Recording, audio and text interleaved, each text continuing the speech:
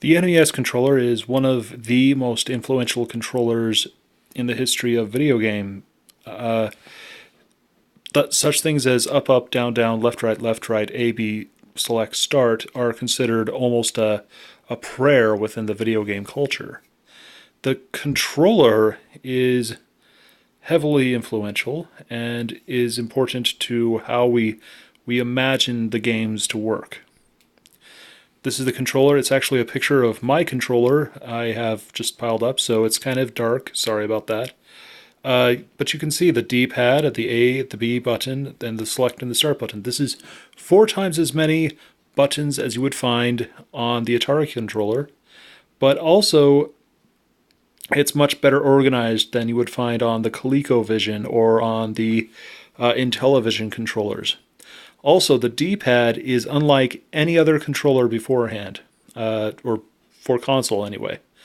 So it's kind of this better organized, but very different from the old school type of controller.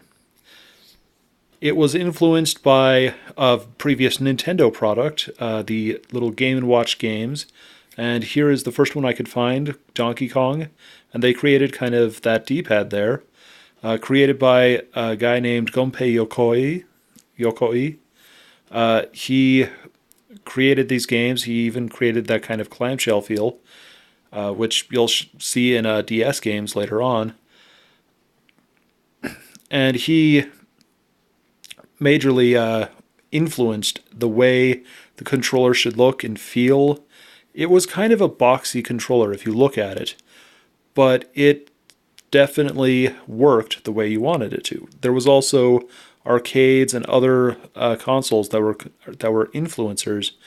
Really, it was a lot of previous games that were released that kind of hinted at this idea, but really, you can't find a lot of others.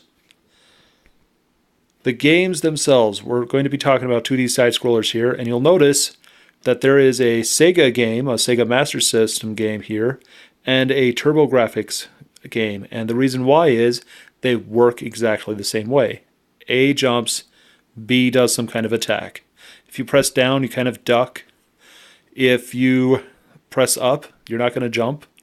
So it was pretty much the same, not, without any other console. You could be playing the Sega system and it would play the same. You could be playing the TurboGrafx and it would be playing the same. Nintendo's controller was that influential that they simply said, all side-scrollers will play like this. And any side-scroller that doesn't play like this is going to be a confusing mess for everybody. Speaking of which, when they re-released Mega Man onto the GameCube, Mega Man Anniversary Collection, whatever, they reversed the jump and the attack button, and it makes it very, very difficult to play, simply because all of the motion memory I would have is screwed up. So I see a bad guy, and I'm running at him, and I press jump to kind of dodge something, and instead I shoot. Doesn't really help. But once something is standardized, it becomes kind of the control scheme, so nobody tries to fight it. They just go, okay, this is it. This is how we will play games from now on. It went on to influence Sega Genesis, Super Nintendo, and of course the Nintendo Wii. You don't at first see it because, the Sega Genesis has 3 buttons.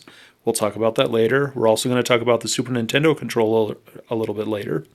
But you can see, the remains of the NES controller in the Wii controller. In fact, if you put it onto the side, it really did play like any other NES controller, and you could just kind of play an NES game, or you could use the motion controls to kind of control the motion of the character while doing jumps and grinds. Sorry.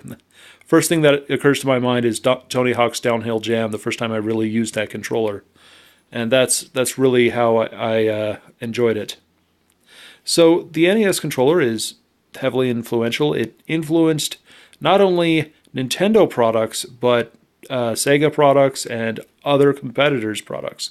And it would continue to be influential throughout video gaming, or through several video game iterations. you can see that when Nintendo brought the Wii in, they said, we are going to remake that feel of the old school Nintendo. So here you go. On its side is a Nintendo controller. That was a very heavy choice there, and they wanted people to know this. So you can see kind of their influence on how the games should play, even without having to think about it. Okay, this has been the NES Controller. Catch you all later. See you at the next controller. I actually don't know which one it's going to be next. Haven't made the slides yet. Bye now.